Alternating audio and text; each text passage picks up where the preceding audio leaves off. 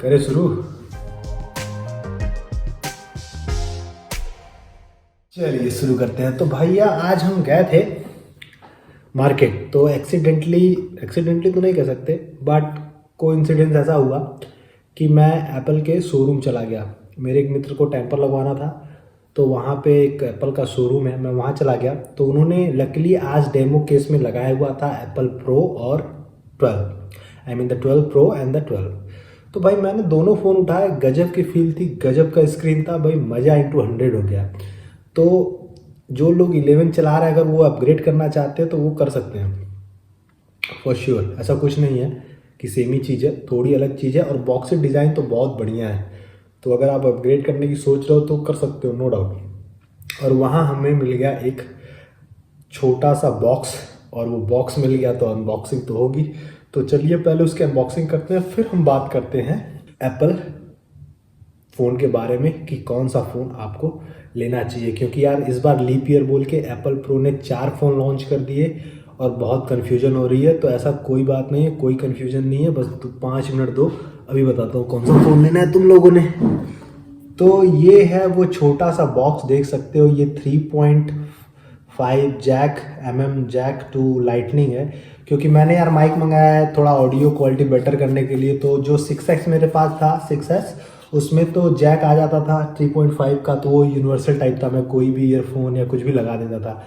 But अभी इसमें नहीं है, ऐसी में लाइटनिंग पोर्ट है, तो मुझे एक अडाप्टर की ज़रूरत पड़ गई।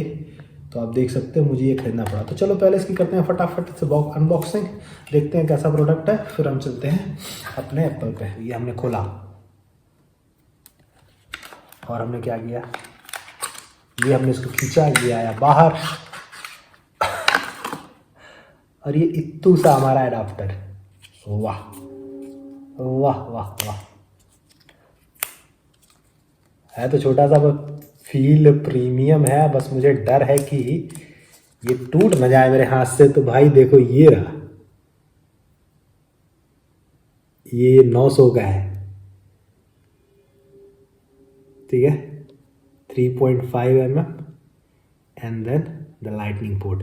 चलो तो इसको करते हैं साइड में, और अब हम बात करेंगे आईफोन 12 के बारे में कि आपको कौन सा फ़ोन लेना चाहिए। तो सबसे पहली कन्फ्यूजन तो लोग पूछते हैं प्रो या प्रो मैक्स। तो मेरे भाई ये कोई कन्फ्यूजन नहीं है। आप 1,20,000 जहाँ दे रहे हो, आप वहाँ पे 1,30,000 भी दे सकते हो, और आपको बड़े सेंसर, बड़ी बैटरी, बड़ी स्क्रीन मिल रही है। तो आप ऑब्वियसली अगर 1,20,000 के बारे में सोच रहे हो तो आप 1,30,000 दे दो, आपके पास ये सारे बेनिफिट तो होंगे। प्लस आप कह सकते हो कि मेरे पास सबसे टॉप लाइन का फ़ोन है एप्पल का। और दूसरी बात, वो 10,000 रुपये वर्थ है, क्योंकि extra camera and extra battery, extra screen size. But आप प्रो के लिए तभी जाओ जब आपको लगता है कि 6.1 एक आइडियल साइज़ है फ़ोन का, और आप उतना बड़ा फ़ोन नहीं यूज़ करना चाहते। तो इसमें तो कोई डाउट नहीं। अब दूसरा कन्फ्यूजन आता है कि 12 या 12 प्रो। अब देखो यार, 12 और 12 प्रो में देखोगे तो बेस वेरिएंट 64 GB का आता है, 80,000 का ऑलमोस्ट। अगर आपने डिस्काउंट लगाया कुछ HDFC का तो वो अलग बात है। और वो आता है 1,20,000 का, तो 40,000 का फ़र्क है। अब आप देखो आपकी डे टू डे लाइफ में क्या कैमरा इतना इम्पोर्टेंट है। क्योंकि मार्केट में आप देखो तो 40,000 के कैमरे भी हैं जो कि एप्पल 12 प्रो से बेटर काम कर सकता है आईफोन से। क्योंकि कैमरा कैमरे के लिए बनाया गया है, फ़ोन अलग चीज़ों पे भी पैसा है। तो आप अगर प्रो मैक्स देखो, 1,30,000 का कैमरा और 1,30,000 के प्रो मैक्स के कैमरे में बहुत फ़र्क होगा, है ना। क्योंकि एक स्पेशल कैमरा उसी के लिए होता है और सारी क्वालिटी उसी में बिल्ड होती है। तो आप एक अगर 80,000 का फ़ोन और 40,000 का एक कैमरा खरीद लोगे तो दैट इज़ मोर वर्थ। तो 12 और 12 प्रो में भी कोई कन्फ्यूज़न नहीं है, बस आपको देखना है कि आपको वो चीज़ें चाहिए कि नहीं। अब तीसरा कन्फ्यूज़न है 12 या मिनी, ये थोड़ी कन्फ्यूज़न है। तो अब देखो क्या है, बेस वेरिएंट की बात करो तो 12 64 GB 80,000 का आता है, 12 मिनी 70,000 का आता है। अब आपको 128 GB मिनी मिल जाएगा 74,900, तो 75,000 में लगभग आपको 128 GB मिल जाएगा। और इसमें आपको 80,000 में आपको 64 GB वेरिएंट मिलेगा।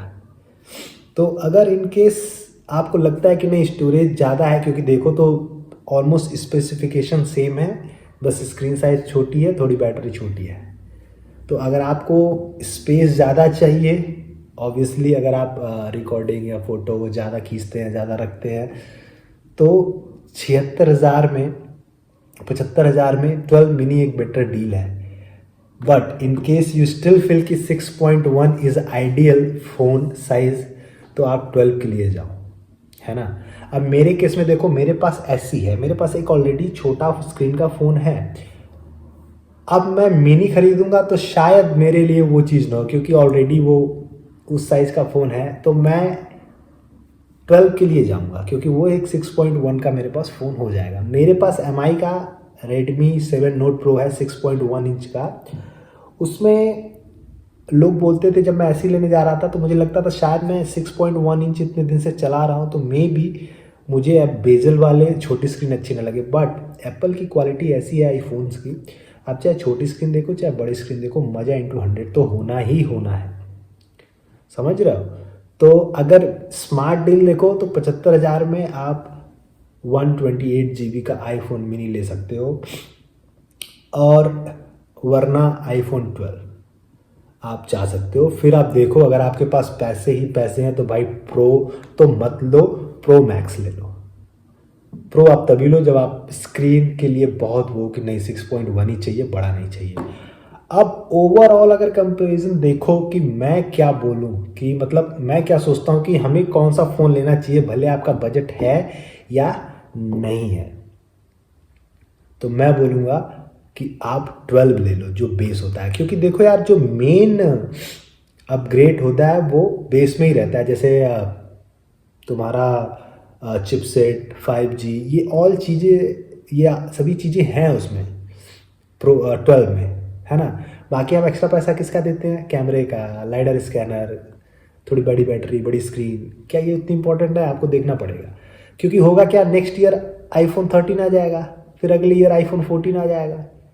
तो 1,30,000 दे के और आप अगले महीने फिर अपग्रेड करोगे तो कोई ये बात नहीं है। अब देखो, आप अगर आप 70,000 का आईफोन मिनी ले लेते हो, उसमें मान लो 5,000 का डिस्काउंट लगा दिया या एक्सचेंज करा दिया, तो 65,000 का आया।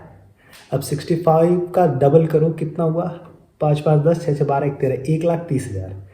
तो आप 65 का अभी 12 मिनी ले लो, फिर अगले साल जब 13 आएगा तो उसका कोई 13 ले लेना, फिर 14 लेना, ऐसे करके चलते रहो, अपग्रेड करते रहो। लेकिन अगर हाँ 1,30,000 का दिया और आप दिखावे के अमीर हैं, सच वाले अमीर नहीं हैं, तो भाई फिर उसको तो 5 6 साल रखने की सोच लेना, उसके बाद अपग्रेड नहीं करना, क्योंकि कोई फ़ायदा नहीं है। तो मेरे हिसाब से 12 सबसे बेस्ट डील है, क्योंकि इसमें ना आपको स्क्रीन छोटी है ना बड़ी है, और सारे फीचर्स ऑलमोस्ट हैं। और कैमरा यार, मुझे तो लगता है अगर कैमरा चाहिए तो कैमरा खरीद लो, ठीक है। चलो भाई, तो आज के लिए इतना ही, और हम आप चलते हैं, बाय बाय। सोचा आज एक वीडियो डाल दूँ, क्योंकि मैं गया था शोरूम, मैं खुद कन्फ्यूज यार। प्लीज़ लाइक एंड सब्सक्राइब कर लो और शेयर करो, और thank you so much for watching this video. Bye bye, स्वस्थ रहिए, मस्त रहिए, और मिलते हैं।